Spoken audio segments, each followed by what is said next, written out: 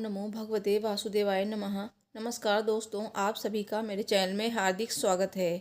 दोस्तों, आज हम सुनेंगे विजया एकादशी की व्रत कथा।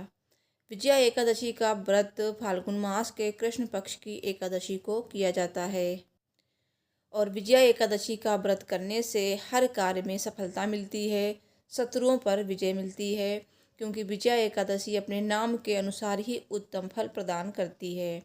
दोस्तों, अगर आपने व्रत किया है तो व्रत कथा के बिना व्रत पूर्ण नहीं होता है, तो व्रत कथा को अवश्य सुने।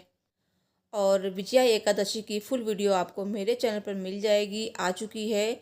देख लीजिए, संपूर्ण जानकारी आपको मिलेगी कि पूजा का मुहूर्त क्या रहेगा, इस दिन क्या करें क्या ना करें, बहुत सी जानकारी मिलेगी। तो चलिए सुनते हैं विजया एकादशी की व्रत कथा। कथा सुनने से पहले आप सभी से रिक्वेस्ट है, प्लीज़ वीडियो को लाइक करें और चैनल को सब्सक्राइब करें। साथ ही कमेंट बॉक्स में जय श्री हरि विष्णु जी अवश्य लिखें। दोस्तों, विजया एकादशी का व्रत 2024 में 6 मार्च को किया जाएगा।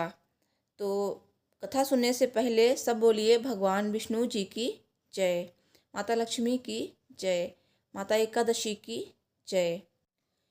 एक दिन धर्मराज युधिष्ठिर ने कहा, हे जनार्दन, फाल्गुन मास के कृष्ण पक्ष की एकादशी का क्या नाम है तथा उसकी विधि क्या है, कृपा करके मुझे बताइए।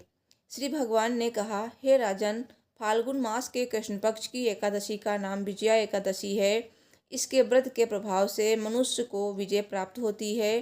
यह सभी व्रतों में सर्वोत्तम व्रत है।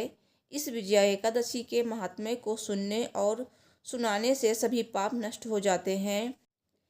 एक समय की बात है, देवर्षि नारद जी ने जगत पिता ब्रह्मा जी से कहा, महाराज, आप मुझे फाल्गुन मास के कृष्ण पक्ष की एकादशी विधि बताइए। ब्रह्मा जी कहने लगे कि हे नारद, विजया एकादशी का व्रत नए पुराने पापों का नाश करने वाला है।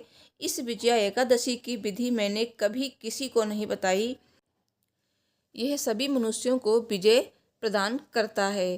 त्रेता युग में जब मर्यादा पुरुषोत्तम श्री रामचंद्र जी को 14 वर्ष का वनवास हुआ, तब वे श्री लक्ष्मण तथा सीता जी सहित पंचवटी में निवास करने लगे।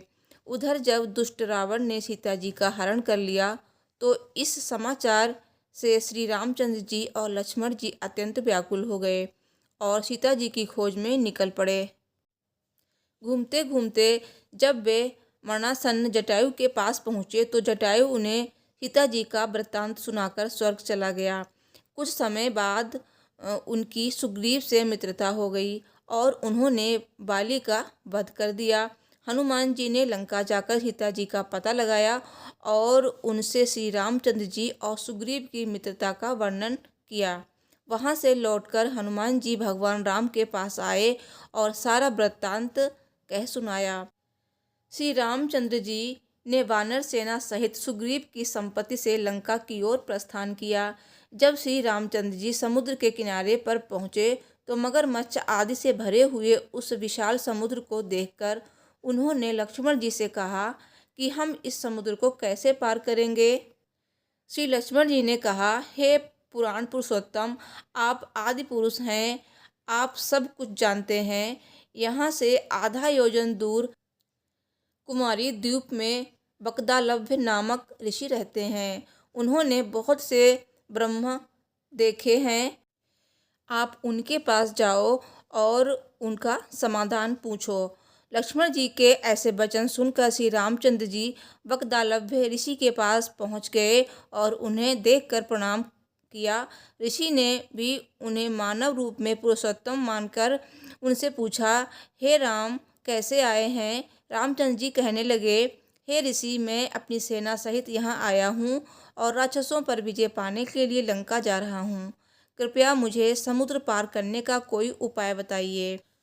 बकदालभ्य ऋषि ने कहा, हे राम, फाल्गुन मास के कृष्ण पक्ष की एकादशी का उत्तम व्रत करने से निश्चय ही तुम्हारी विजय होगी। साथ ही तुम समुद्र को भी अवश्य पार कर पाओगे। इस व्रत की विधि यह है कि दशमी के दिन सोने, चांदी, तांबे या मिट्टी का एक घड़ा बनाएं। उस घड़े में जल भरकर उसमें 5 पल्लव रखकर वेदी पर रखें। उस घड़े के नीचे सतनजा रखें और ऊपर जौ रखें।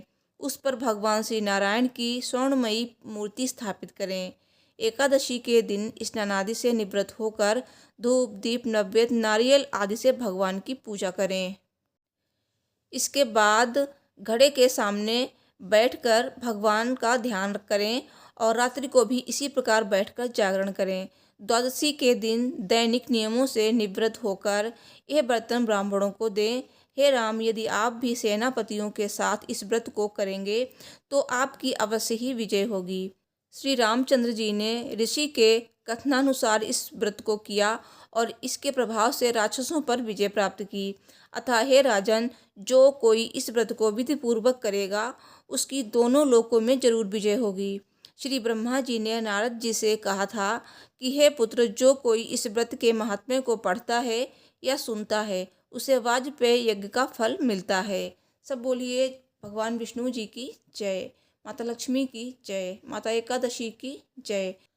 दोस्तों, विजया एकादशी के व्रत का पारण कब और कैसे करना है, क्या खाकर करना है, इसकी वीडियो आपको मेरे चैनल पर मिल जाएगी। तो चैनल को सब्सक्राइब कर लीजिए, बेल को प्रेस कीजिए ताकि जब भी वीडियो अपलोड हो उसका नोटिफिकेशन आपको मिल जाए।